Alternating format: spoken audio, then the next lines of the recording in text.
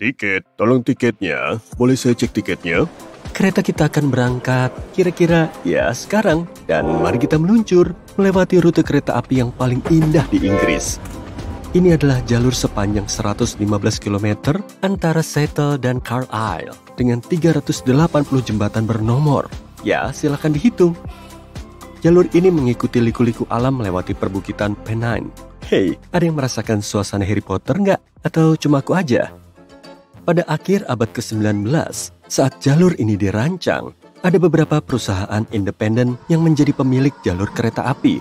Persaingannya cukup ketat. Jalur Midland yang menghubungkan pantai timur dan barat membuat kesepakatan dengan jalur lain bahwa mereka akan membawa penumpang Midland di rute ini.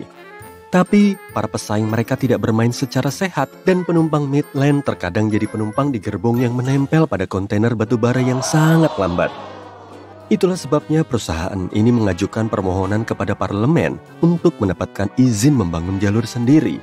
Sementara menunggu jawaban, mereka menyelesaikan perselisihan dengan para pesaing.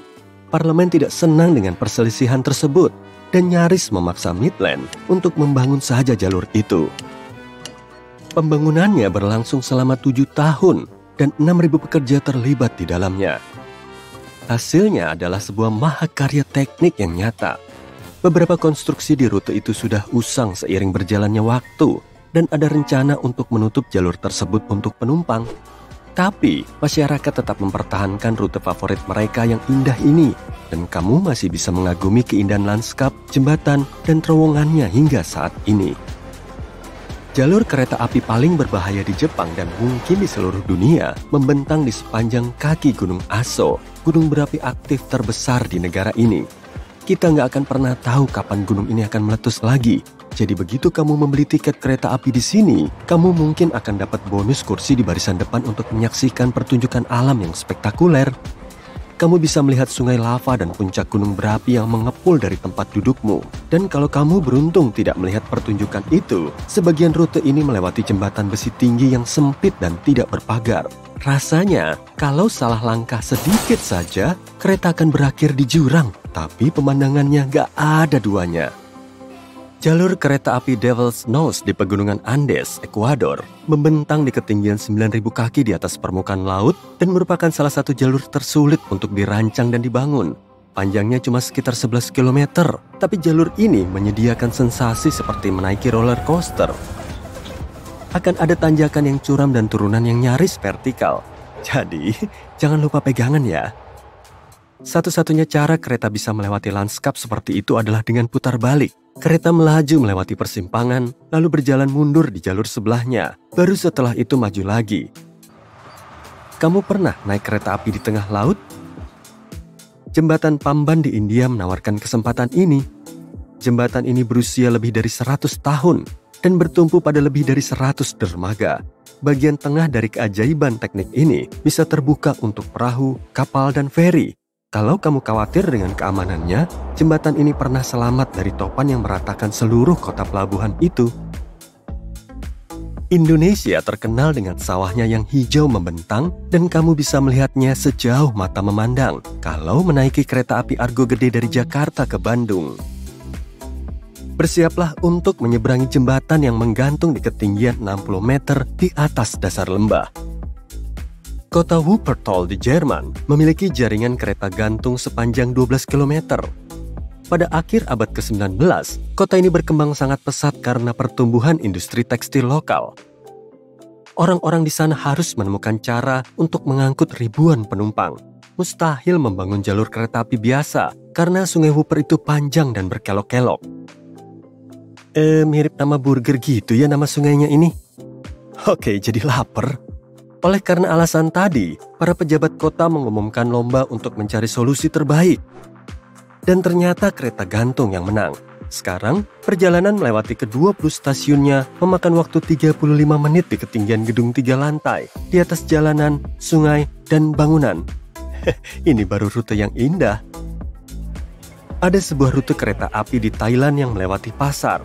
Kereta api pasar Mae Klong sudah ada sejak tahun 1905. Kereta ini bergerak lambat dan para pedagang sudah mendengarnya jauh sebelum kereta tiba.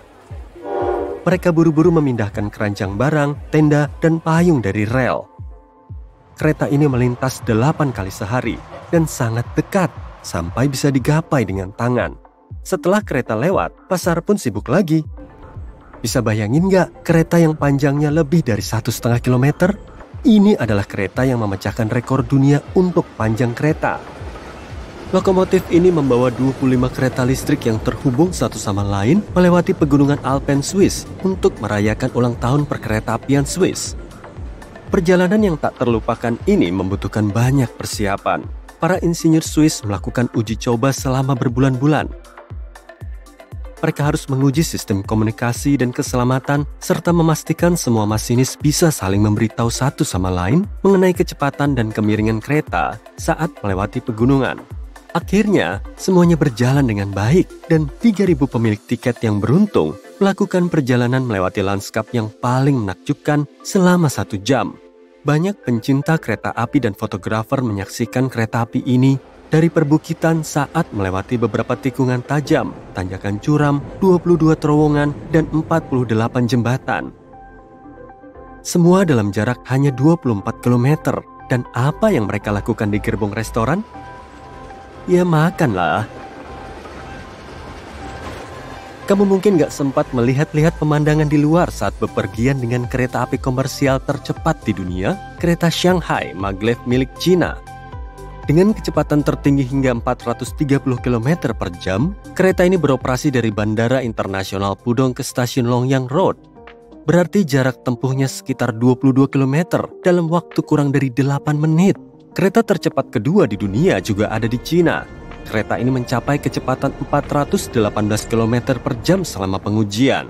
Ada 16 gerbong dengan kapasitas maksimum 1.200 penumpang, dan kamu pasti nggak bakal bosen di dalamnya. Kereta ini menawarkan hiburan di tempat duduk, layar kaca pintar, dan charger wireless. Kalau terjadi cuaca ekstrim, kereta bisa beralih ke mode otomatis. Ini adalah satu-satunya kereta berkecepatan tinggi otomatis di dunia. Rute kereta api berikutnya dalam daftar kita sebenarnya tidak berkecepatan tinggi, tapi punya keunikan tersendiri.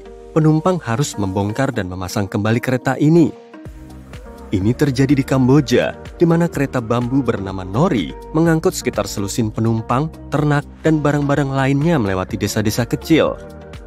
Sebuah nori terdiri dari satu platform berukuran kasur queen dan mesin pemotong rumput atau mesin perahu yang bisa melaju hingga 40 km per jam. Saat dua nori bertemu di satu-satunya jalur, nori yang lebih ringan akan berhenti dan para pengemudi serta penumpang membongkarnya, lalu memberikan jalan untuk nori yang lebih besar lewat. Kemudian mereka menyatukannya kembali, semuanya dalam waktu kurang dari 1 menit. Kalau kamu ingin melintasi seluruh benua dengan sekali naik kereta, pergilah ke Australia dan naiklah The Ghan. Kereta penumpang terpanjang di dunia yang beroperasi dengan jadwal yang tetap.